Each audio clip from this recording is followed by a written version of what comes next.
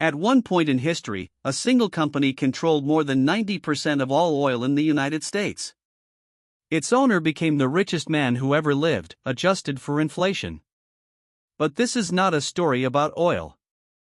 And it's not really a story about money. This is the story of how modern capitalism was engineered through control, efficiency, and something the world had never seen before: a true monopoly. There's a very comfortable idea that almost everyone likes to believe, the idea that money rewards effort, talent, and good intentions, but the real story of capitalism, it rarely works that way. Most of the time, wealth is not born from hard work, it is born from control, resource control, cost control, control of markets. If this type of content helps you see the financial world more clearly, follow the channel, subscribe, and turn on notifications. And few stories expose this in such a raw way as that of Standard Oil. While millions believed they were living in a free market, a single man was quietly redesigning it. Money system. He didn't shout, he didn't show off, he didn't promise quick riches. Yet, he focused more. Financial power than any other individual in modern history. And he did it without breaking a single law, until the world realized too late what was happening. Perhaps the most unsettling aspect of this story isn't the monopoly itself, but what it reveals about how economic power it really does take shape. Because, deep down, this isn't an old story. It repeats itself with different names, different industries, different narratives. And those who don't understand this pattern always end up playing a game that's already been decided. If you want to see beyond the surface of money, understand how systems are built, and why some accumulate power while others merely react, this story is not optional. It's essential. In the mid-19th century, the money system, the oil industry, was anything but sophisticated. There was no strategy, predictability, or coordination. It was noise, haste, and improvisation. Hundreds of small producers drilled wherever they could, competing for wealth as if it were a race without a finish line. Fee markets, they would rise one month and collapse the next. In that initial stage of capitalism, money circulated quickly, but it almost never created stability or true wealth. Economic power. There's something that's rarely said about chaotic environments. They seem full of opportunities, but they silently sabotage those who try to grow. Without control, even intelligent people make bad decisions. It's almost impossible to build financial power when you don't know if your costs will double tomorrow or if your product will lose value overnight. Instability consumes mental energy. And when the mind is busy surviving, it can't think long-term, much less build wealth. Therefore, chaotic markets don't reward genius, they reward resilience. Those who last the longest aren't necessarily those who understand the game best, but those who can withstand the pressure the most. Just look at recent examples: speculative bubbles, financial fads, assets that rise too quickly. Many people do money in the short term, but almost nobody builds economic power in reality. Most people react to market movements instead of designing the system. And reacting has never been the same as controlling. While almost everyone was trying to win within the chaos, someone started asking a different question. Not how to profit from this, but how to eliminate the chaos completely. This shift in mindset from chasing opportunities to creating structure is the moment when capitalism ceases to be merely a dispute and becomes an architecture of power. And it is precisely at this point that the story begins to change course. At that point in history, John D. Rockefeller was not yet the ultimate symbol of financial power. He wasn't famous, admired, or feared. He was just a young accountant from Ohio, the son of an unstable family marked by an absent, unpredictable father, almost a traveling salesman of his own luck. This detail matters more than it seems. From an early age, Rockefeller learned that trusting in chance was dangerous. For him, security came from order, predictability, and control, not easy promises of money. Unlike many entrepreneurs of his time, Rockefeller didn't start out dreaming of extravagant wealth. What he wanted above all was stability. He meticulously recorded every penny he earned and every penny he spent. This obsession wasn't avarice, it was a way of taming chaos. In a world where money system, although he was still fragile and unstructured, he understood early on that whoever controlled the numbers controlled the game. This simple, almost banal habit was one of the seeds of economic power which he would build later. There is something profoundly counterintuitive here. While many associate a capitalism in contrast to boldness, Rockefeller practiced restraint. While others sought rapid growth, he preferred to grow steadily. He believed that wealth didn't come from speed, but from the disciplined repetition of good decisions. If someone wants to apply this principle today, they don't need to reinvent the wheel, control expenses, reinvest consistently, avoid impulsive moves in markets. It seems simple, and that's precisely why so few people do it. At that stage of his life, Rockefeller wasn't yet talking about dominating markets. But he was already thinking about something more subtle and more dangerous: eliminating waste, reducing variability, and transforming uncertainty into a system. He didn't want to beat competitors one by one, he wanted to make competition irrelevant. And when someone starts thinking that way, the next step almost always involves structure, alliances, and moves that the public only notices when it's too late. It was at this point that something began to quietly change. Rockefeller wasn't yet talking about monopolies, but he already understood that competing on equal terms was a trap. Markets in the chaotic environment of the time, winning meant always being one step ahead, not in flashy innovation, but in structure. While other entrepreneurs tried to sell more, he tried organize better, and the organization, in capitalism, is a sophisticated form of control. The first move wasn't aggressive. It was almost boringly rational. Rockefeller decided to focus solely on refining, leaving aside drilling and direct sales. This seemed limited, but it was strategic. By dominating a single part of the money system, he could reduce costs, standardize processes, and predict results.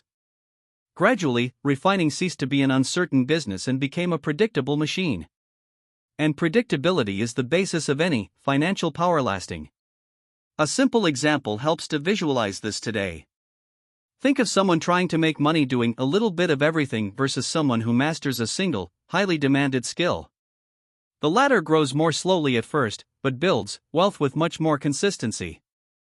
Rockefeller did exactly that, only on an industrial scale. He didn't want to depend on luck or market fluctuations. Markets wanted to reduce the number of variables until the result was almost inevitable. Over time, this efficiency began to create a powerful side effect: structural advantage. Lower costs allowed for lower prices. Lower prices drove out competitors. Struggling competitors agreed to be bought out. And so, without major announcements or public conflicts, the market began to concentrate. What seemed like just good management would soon become something much bigger, a silent machine that would transform efficiency into absolute dominance. As the operation grew, Rockefeller realized something that few businesspeople understand even today: efficiency in isolation is good, but efficiency, connected, it's unbeatable. He started connecting the parts of the business like someone assembling an invisible chessboard. Transportation, storage, refining, distribution, everything began to function as a single organism. It wasn't just about making more money. It was about deciding as the money circulated within the system. And whoever decides that, decides who survives. It was at this time that strategic agreements with the railroads emerged. While others paid full fares, Rockefeller negotiated discounts, benefits, and logistical priorities. These agreements didn't appear in the newspapers, but they completely changed the game. Lower costs gave him the freedom to reduce prices whenever he wanted. Markets this seemed like healthy competition. In practice, it was control silent flow of the economy. A type of economic power that doesn't need to announce itself. Think of something similar today. Large technology companies that control infrastructure, platforms, or data don't need to eliminate competitors directly. They just need to adjust rules, fees, or visibility. The system does the rest. Rockefeller operated with the same logic, long before the term ecosystem existed. He didn't fight with individuals, he shaped the money system around them. And when the system changes, people need to adapt or get out of the game. Over time, competitors began to sense something strange. It wasn't a clear defeat, nor a direct attack. It was constant, almost psychological pressure. Smaller margins, shorter deadlines, increasingly difficult decisions. Some resisted. Others sold. And while the public still saw only one efficient businessman, a concentration of wealth and power was forming behind the scenes, too great to remain invisible for long. For a long time, Rockefeller's rise was interpreted as a classic example of success in capitalism: cheaper fuel, a stable supply, less waste. For the average consumer, that seemed like a victory. Money system had finally worked with some predictability. But there comes a point in every history of power when efficiency ceases to be admired and becomes feared. And that point arrived when people began to realize there were no real alternatives. The change didn't happen suddenly. It was a diffuse discomfort, difficult to explain. Small business owners complained about impossible profit margins. Regional newspapers spoke of overly aggressive practices. The public didn't yet understand the details, but felt the effect. When a single structure concentrates so much control regarding pricing, transportation, and market access, it ceases to be just a company. It becomes a center of economic power, and centers of power always attract attention and resistance. This is where a key figure in this story enters, the journalist Ida Tarbell. Daughter of a businessman ruined by the rise of Standard Oil, she wrote not only out of ideology, but also out of personal experience. Her writing not only attacked Rockefeller as an individual, but questioned the very design of the system. She showed, with accessible detail, how the accumulation of wealth and influence was redesigning them excellently and irreversibly. This point is crucial for viewers. Whenever someone gains excessive control over a central mechanism, be it energy, information, or capital, the public narrative shifts. What once seemed like competence begins to be seen as abuse. The story moves beyond financial statements and into moral debate. And when that happens, the next chapter almost always involves external forces attempting to regain control of the game. When the public narrative shifts, the state is never slow to notice. Initially, the government observed from afar. After all, Standard Oil was efficient, profitable, and helped stabilize the economy. Markets. But as reports spread and public pressure grew, a question began to echo in the corridors of power: to what extent can a company control an entire sector without threatening itself? Money system? It's important to understand something here. The government doesn't intervene solely out of morality. It intervenes when it realizes it has lost control, when prices, access, and strategic decisions cease to be accountable to public institutions and instead become accountable to a single private structure. This creates an imbalance of economic power. The state isn't bothered by wealth. It's bothered when it's no longer the arbiter of the game. In this context, the Sherman Antitrust Act emerged. On paper, it seemed like a technical law. In practice, it was an attempt to redraw the boundaries of capitalism. It wasn't just about punishing Rockefeller, but about sending a message to the entire market: there comes a point where efficiency ceases to be a virtue and becomes an excessive concentration of power. The law was new, vague, and full of ambiguities, exactly like any system trying to react to something that has grown too fast. For those watching today, the parallel is unavoidable. Whenever platforms, banks, or large corporations accumulate excess data, infrastructure, or capital, the same cycle repeats itself. First, admiration. Then, discomfort. Finally, regulation. The question is never whether the state will react, but when. And at that moment, everyone knew something big was about to happen, not just for Rockefeller, but for the very definition of economic power in the United States. In 1911, the United States Supreme Court made a decision that would go down in history. Standard Oil was to be dismantled. The empire would be divided into dozens of smaller companies. In public discourse, this sounded like a victory of the people over the excess of financial power. The capitalism, it seemed, finally, that a break had been found. But legal decisions rarely tell the whole story. What many failed to realize at the time is that bankrupting a company doesn't necessarily mean bankrupting the control. Rockefeller didn't lose assets, he redistributed his stake. Each new company he created carried with it his influence, his operational logic, and his market vision. Money system, it wasn't dismantled, it was strategically fragmented. To the public, it seemed like punishment. To those who understood structure, it seemed like multiplication. There's a powerful lesson here. When someone masters the system, the legal form becomes secondary. Companies change their names, sectors reorganize, but the logic remains. It's like cutting a mature tree into several branches and then discovering that they all still share the same root. Market's appearance and reality rarely go hand in hand. And those who confuse the two often arrive late to the true conclusions. While newspapers celebrated the end of the monopoly, something much quieter was happening behind the scenes. The new companies, combined, became worth more than the old Standard Oil was worth alone. Wealth Rockefeller's family grew. His economic power had only diluted on the surface. And this paradox of punishment generating reward set the stage for an even more unsettling question: what really changes when power has already learned to adapt? When Standard Oil was dismantled in 1911, John D. Rockefeller was no longer in operational control of the company. And this was neither a coincidence nor an escape. Years before the Supreme Court's decision, he had withdrawn from day-to-day operations for health and strategic reasons. He suffered from extreme stress, digestive problems, and episodes of profound exhaustion, clear signs of someone who had carried the weight of the company for too long. Financial power focused. The empire was already functioning, and he knew it. But there is a more subtle and more important detail.